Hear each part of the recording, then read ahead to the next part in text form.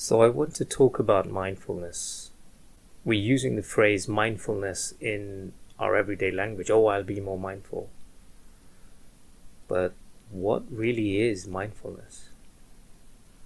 So the context that it's used in our daily lives these days is the context of if you do something, you bring a lot of attention into it. You put all your attention onto the topic. And if I was going to do a project, then I'm fully involved. My whole mind, my whole attention is on the project, and that's how mindfulness is now used. But the term mindfulness derives from the old Buddhist meditation teachings. So mindfulness, or the word mindfulness, comes from the Pali term sati, S-A-T-I. Sati implies a remembering. The word, to get into this a bit more, the term sati comes from the Sanskrit term smriti. Smriti, it's sort of keeping something in the mind, being with something. That's what the term actually means. So in the context of mindfulness, as the Buddha taught it, there was two aspects. There was sati and there was sampajanya. Sampajanya is clear comprehension. So you're being mindful and you have a clear comprehension of what's going on. And those are the two wheels that the term mindfulness in Buddhism rides on. So an example that's given by a lot of meditation teachers who were talking about mindfulness is, are you being mindful when you use a gun to take a life? So I could hold a gun in my hand, feel that it's cold, the texture of the handle. I could put my finger on the trigger, use my eyes to aim, feel the pressure of the trigger, pull the trigger, feel the recoil, and I've just taken a life. Is that mindfulness? In the Buddhist way of mindfulness, this is not being mindful. This is not right mindfulness. This is not sati sampajanya. You had attention, but the other aspect of all this is intention. So the way the Buddha used mindfulness, I'll give you a very short simile. He described mindfulness as a guard that stands at the gate of a palace, and the guard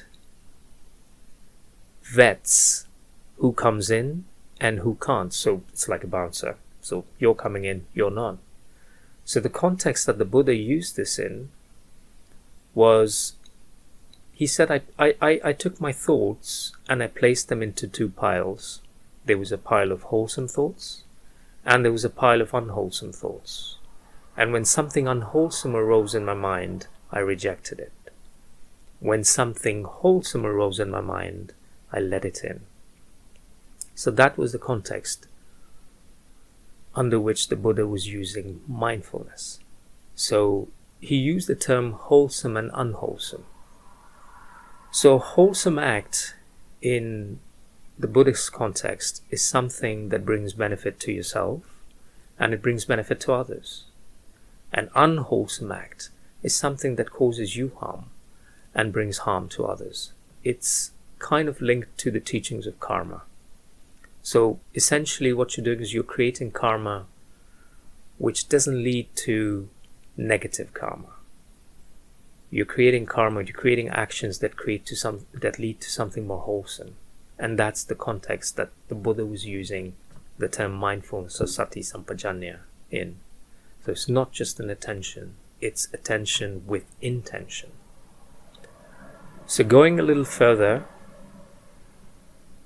the Buddha has talked a sutta called the Satipatthana Sutta, where he talks about the 4 foundations of mindfulness.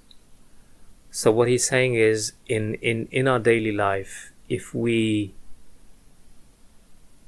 have our intention and our attention in these 4 spheres, then we can live a wholesome life. So the first one is mindfulness of the body.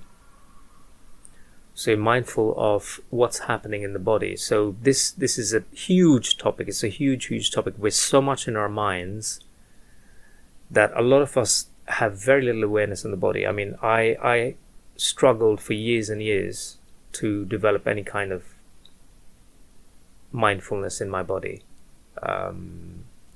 And it's developed through various activities, but we're so much in our mind. So you're coming out of the mind and you're coming into the body, and you're being aware of what's happening in the body.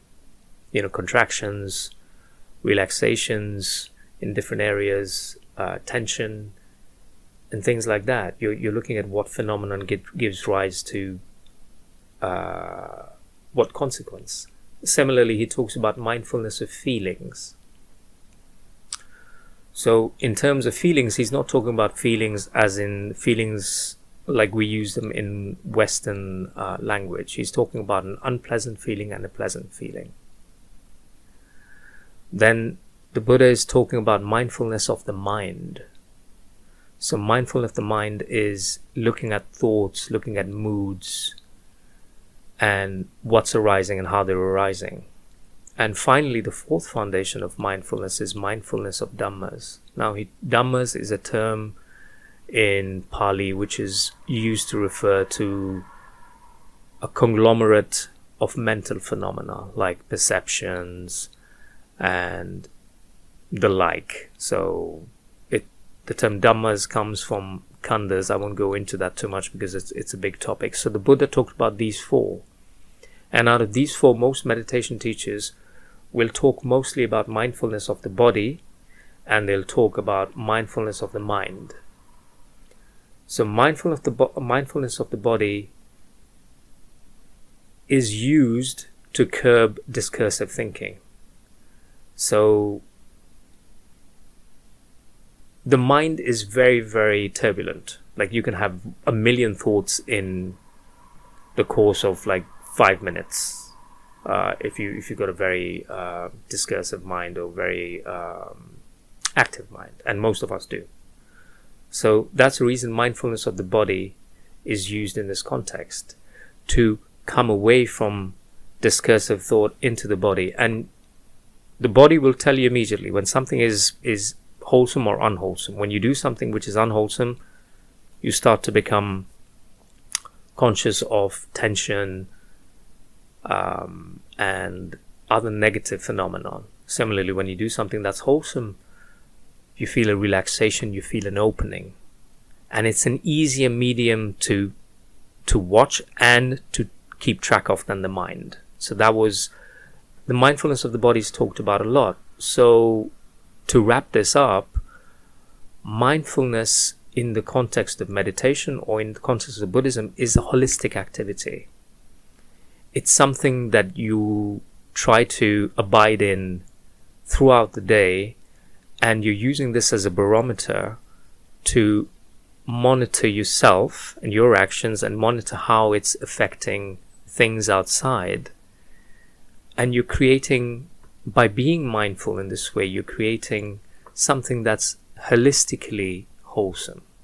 So you're putting out good action into the world, you're benefiting yourself, and generally that's the context that the Buddha was talking about mindfulness in, rather than simply an attention on something or a complete attention on something. So 2 aspects: attention and intention.